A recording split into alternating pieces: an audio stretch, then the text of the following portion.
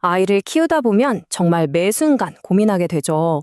아, 이건 우리 아이가 그냥 타고난 모습이니까 내가 받아들여야 하나? 아니면 이건 내가 좀 잘 이끌어서 바꿔줘야 하는 부분인가? 하는 거요. 오늘 이 자료 분석에서는 바로 이 정말 중요한 질문, 뭘 받아들이고 뭘 변화시켜야 하는지 그 지혜를 함께 찾아보려고 합니다. 자, 본격적으로 시작하기 전에 우리 스스로에게 한번 솔직하게 물어볼까요? 내 아이의 어떤 점을 가장 바꾸고 싶으신가요? 아마 마음속으로 바로 몇 가지가 떠오르실 거예요. 괜찮습니다. 모든 부모가 하는 고민이니까요. 바로 그 지점이 오늘 우리가 함께 풀어갈 이야기의 시작입니다. 그래서 오늘은요, 먼저 수용이냐 변화냐 이 근본적인 질문에서 출발해서요, 아이를 이해하는 핵심 열쇠인 기질과 성격의 차이를 알아볼 겁니다. 그리고 네 가지 기질 유형을 통해 우리 아이를 좀 더 깊이 들여다보고 건강한 성격의 목표는 뭔지, 그리고 가장 중요한 구체적인 양육 방법 3단계까지 쭉 살펴보겠습니다. 자, 그럼 첫 번째 주제부터 바로 시작해 볼까요? 모든 부모가 매일, 아니 매 순간 마주하는 딜레마죠. 이걸 받아들여야 하나, 바꿔야 하나. 우리는 정말 끊임없이 질문하죠. 이건 그냥 우리 아이 모습인 걸까? 아니면 내가 도와서 더 좋게 바꿀 수 있는 걸까? 이 오래된 고민의 실마리가요, 놀랍게도 기질과 성격, 이 두 단어를 명확하게 구분하는 데서부터 풀리기 시작합니다. 자, 드디어 오늘 이야기의 가장 핵심적인 부분입니다. 바로 기질과 성격의 차이인데요. 이것만 제대로 딱 이해하셔도 정말 양육의 방향이 완전히 달라질 수 있어요. 먼저 기질은요, 뭐랄까, 아이가 태어날 때부터 그냥 딱 깔려 나오는 컴퓨터 운영체제 OS 같은 거예요. 우리가 흔히 천성이라고 부르는 절대로 바꿀 수 없는 바탕이죠. 어떤 상황에 딱 부딪혔을 때 자동적으로 툭 튀어나오는 감정적인 반응, 그게 바로 기질입니다. 그래서 이 영역은 부모가 온전히 수용해야 하는 부분이에요.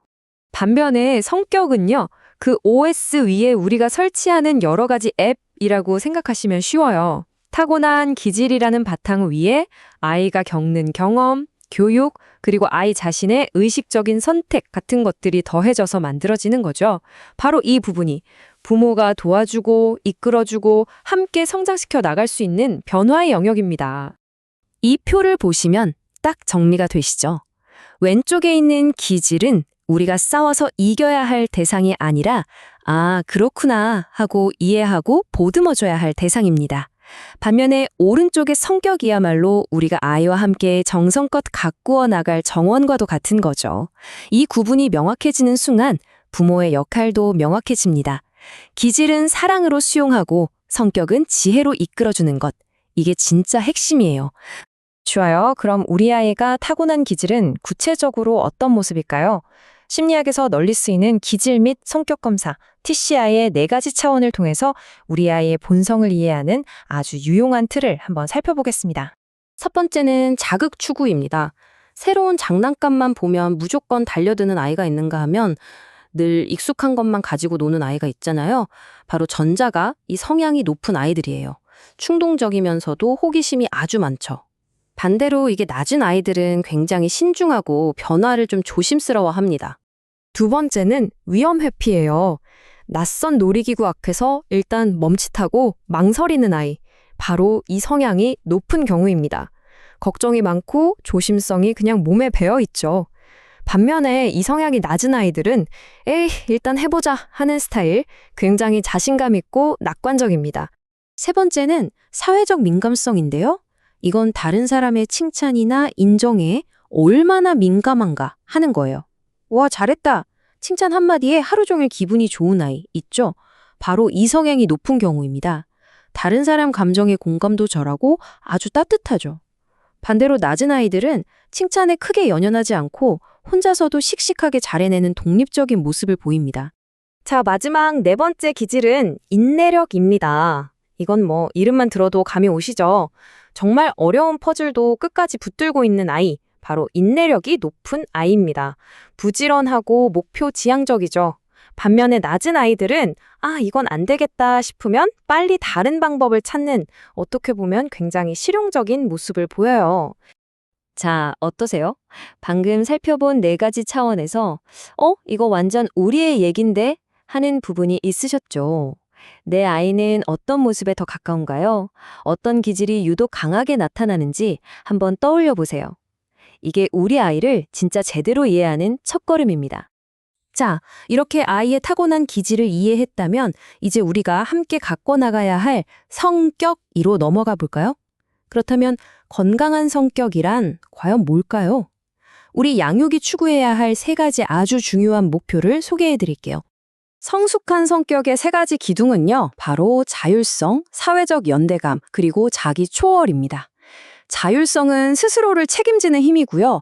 사회적 연대감은 다른 사람들과 더불어 살아가는 능력. 자기 초월은 나 자신을 넘어서 더 큰 가치를 추구하는 마음을 뜻해요.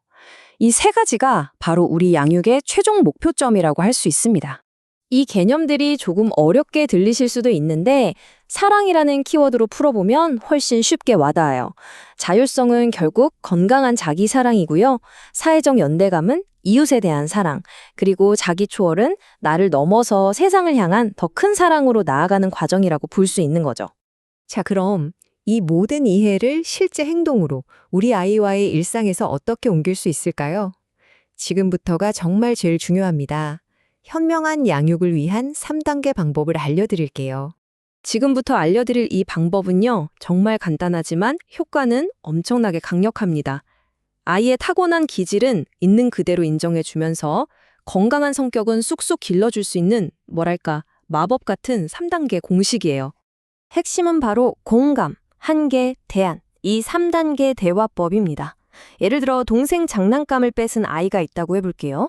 자, 1단계. 먼저 아이의 마음을 있는 그대로 읽어줍니다. 저 장난감이 정말 갖고 싶었구나. 이게 바로 공감이에요. 아이의 기질적 욕구를 인정해주는 거죠. 2단계. 하지만 안 되는 행동은 분명하게 지적합니다. 그렇다고 동생 걸 그냥 뺏는 건 안 돼. 이게 바로 한계 설정이고요. 마지막 3단계. 올바른 방법을 알려줍니다. 대신 한 번만 빌려줄래? 라고 물어보는 건 어떨까?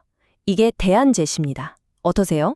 공감으로 기질을 수용하고 한계와 대안으로 성격을 형성하는 완벽한 조화죠.